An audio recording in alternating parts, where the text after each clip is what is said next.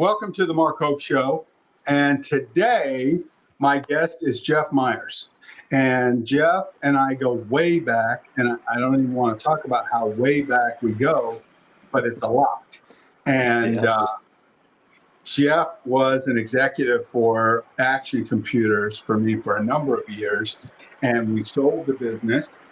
And the new ownership didn't see things the way we did, and Jeff got a much better offer from a competitor. And there's some static, Jeff. Is that you? That is not me. I can't hear it over here. Okay. The position that Jeff is in is, can we say your company, Jeff?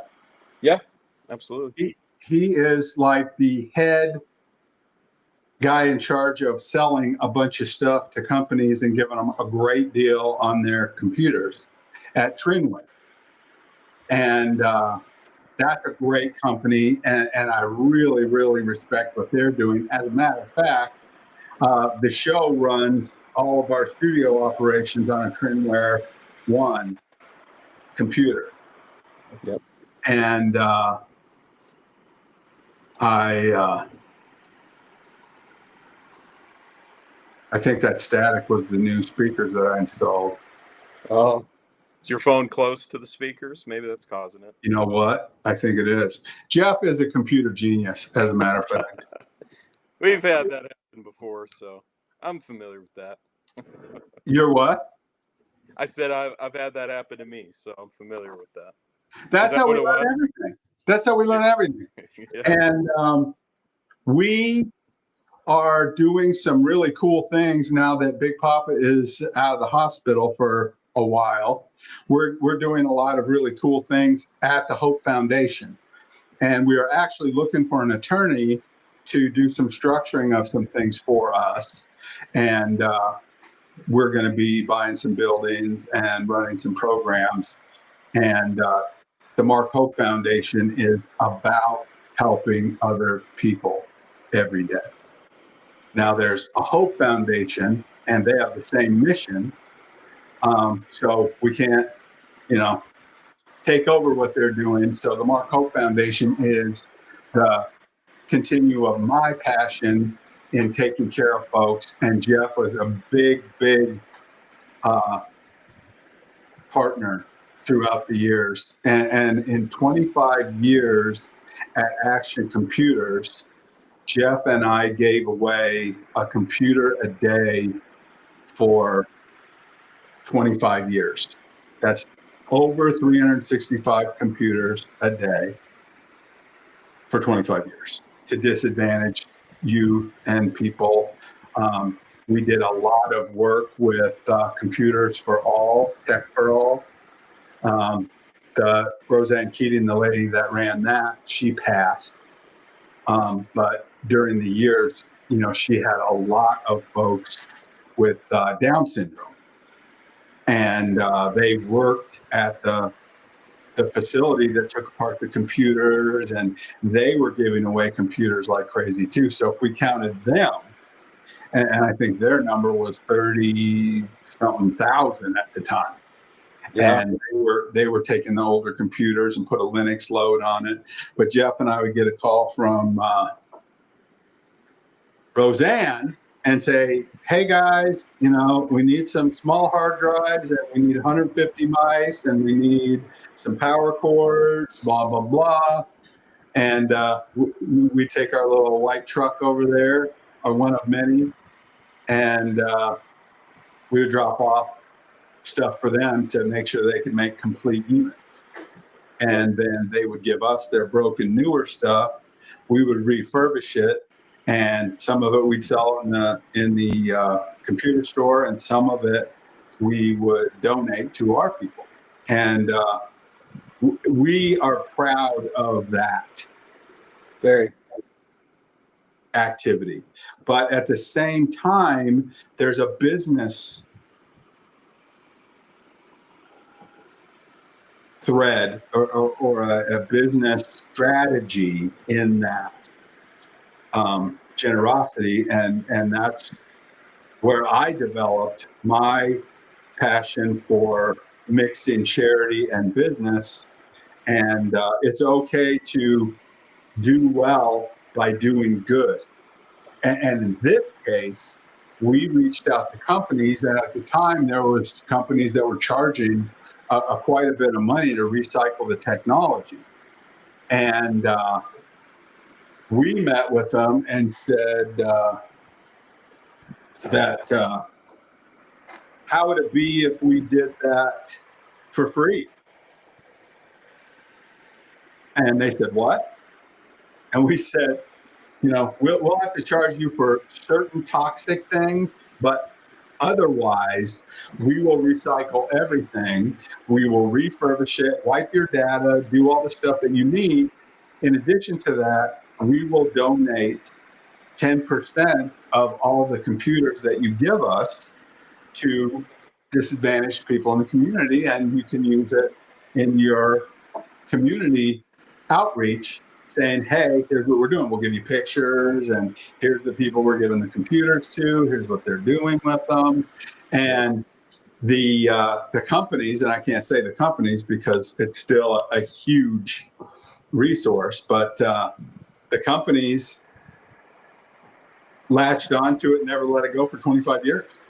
And the competition went crazy because they're going in there saying, hey, how come you're not giving us, any more business? And we want to charge you to recycle your stuff. And they're saying, no, we got somebody else. And now we got somebody else. And the competition kept lowering their prices on this destruction of the e-waste, until finally the people are like, look, you can't reduce your price enough to get the business back. The people that are doing it for us now are doing it for free. Yep. And Jeff, we made a large amount of money doing that over the years, right? Yep. And so it just goes to prove that, you don't have to be an evil business, No. And we had great employees over there that were being enriched. And I know you get a call all the time. Yep. Thanks for what you taught me. We were the Chick-fil-A of retail computer sales and technology. We taught the guys how to be technicians, and they had to be sharp to work for us. Yeah. What would happen if the door dinged over at Action on the show floor? Everybody's heads pop up. Yeah. It doesn't matter who you are. And that's still, And they run for the door. I still have that PTSD when the door opens at my new job too. Right. Poke my head up, see who's. No, that's walking. good. That's good. And if the phone rings 3 times, Big Papa answers it. That's right. I take care of the customer, find out what they need, get them off to somebody, and then I tell Jeff, when you clear the floor, let's have a little meeting with the guys.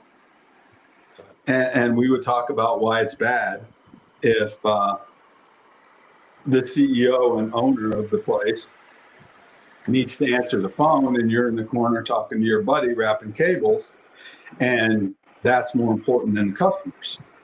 Also still continues to this day. Right? Yep.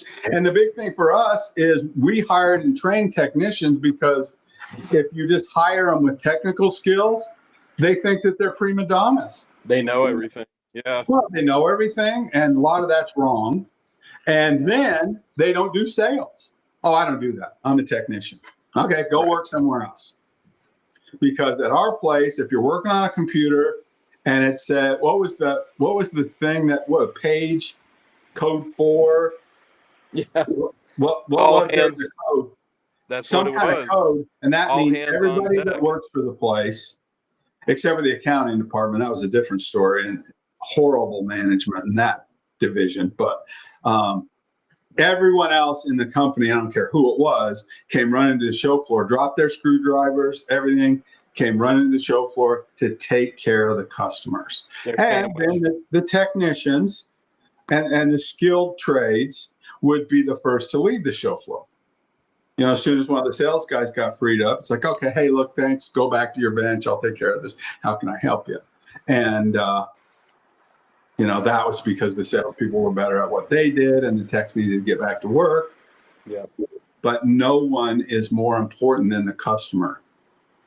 It's amazing how those trades have continued over the years and carried on with me. I mean, we do the same thing at Trinware.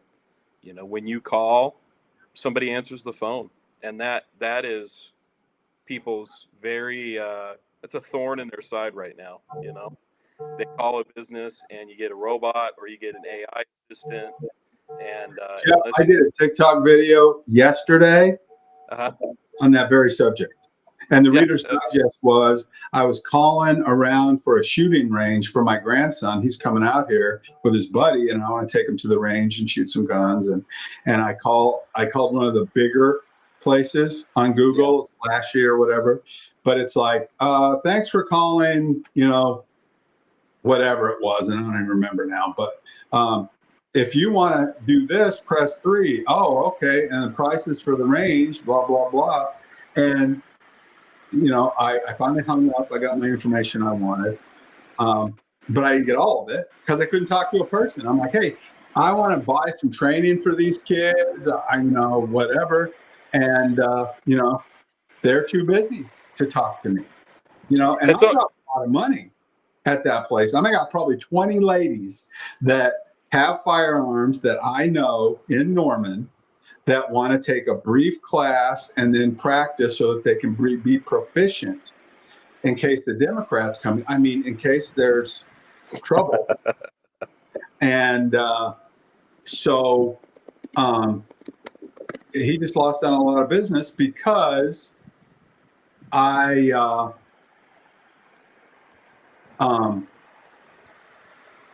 you couldn't get a hold of anybody. Sooner Tactical, and I remember them because I'm going to do business with them.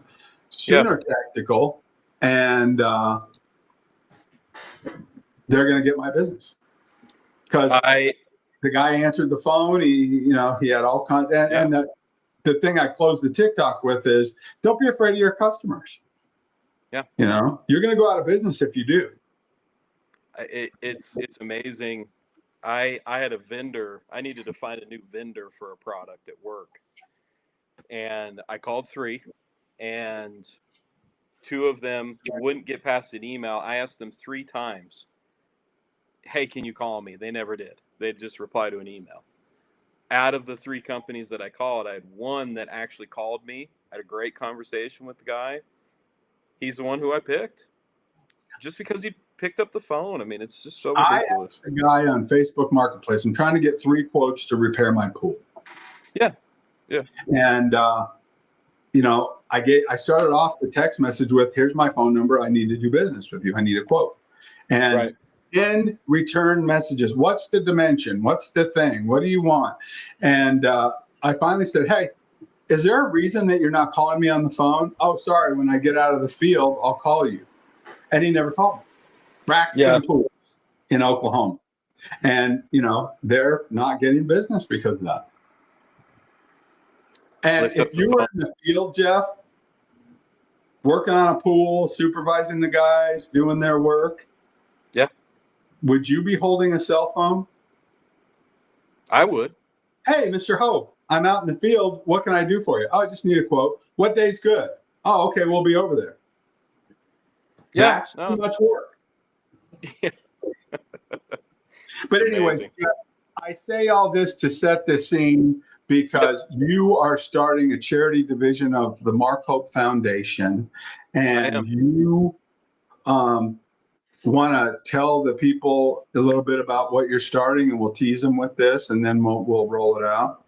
I do. Yeah, it's early stages right now, but for people who don't know me, you know, super close. I have 2 boys with autism, diagnosed autism. So, you know, obviously that's a thing that's close to me and my heart, and raising them has been great. You know, they're 10 and 12, and they're just great kids. And what I wanted to do was I've kind of taken that as a concept and said, okay, I see areas where they struggle, and I see areas where they're really amazing. They do really well. And so, kind of taking all of the things that you said, Mark, the things that we used to do in the past, and obviously we know how that works. How can I blend this together and help them and help other kids with autism and kids on the spectrum, but also utilize some of the skills that I have, and not be an electrician, going in the ceiling and doing electrical work, because I don't know how to do that. What can I do that combines those things? And so, yeah, shortly here we're going to come up. You guys will see some content on Facebook, but we're going to make Be a lot like Roseanne Keating did with Tech for All. It is, yep. Except for you're going to concentrate on the autism spectrum. Yep. But anybody can learn and come and buy computers and yep. Probably see some videos from me coming out. Even if we're even if there's a group of kids that are there, we'll have some videos we'll be making. But yeah, I mean, the purpose here is we're going to take some computers from the community, people who have some that are not being used. Everybody has them. They have them in the drawer. Computers that aren't being used, and repurpose those for people who need them. Because computers are still very expensive. For people even to fork out $300 or $400 on a whim, I mean that takes some budgeting, and that takes some time. So not every family can do that. And this ends up being a win, win, win, win, win for everybody. Yep. Somebody gets a cheap or free computer. Company gets rid of their e-waste. There's an education thing that happens, Yep. And as we level up, there's another division of the Hope Foundation that is teaching college level computer forensics and AI. And that's for people that, really can't afford $200,000 in student loans, right, to try and get a little education and do, some working from home, because you're a single mom and you got 2 kids or whatever. So, as you graduate your guys, every single one of those people, those kids, will get a free tuition waiver into our higher level programs. Yeah. And, I am a big fan of your boys, of course. I love them like they're my own grandkids. Yep. And they're wonderful guys. And, autism doesn't mean what it used to mean. Yeah. There's some very talented people out in the world that have autism, and they are kicking ass. It's amazing to see. And if I Mark, you say all the time that, God has a purpose, and, yeah. God kind of puts people in front of people who can handle it. And, honestly, before my kids, I had no clue. I had no clue what it was. I didn't know how to identify it. And now that I've worked with them, I know, some of their, what's the right word to say?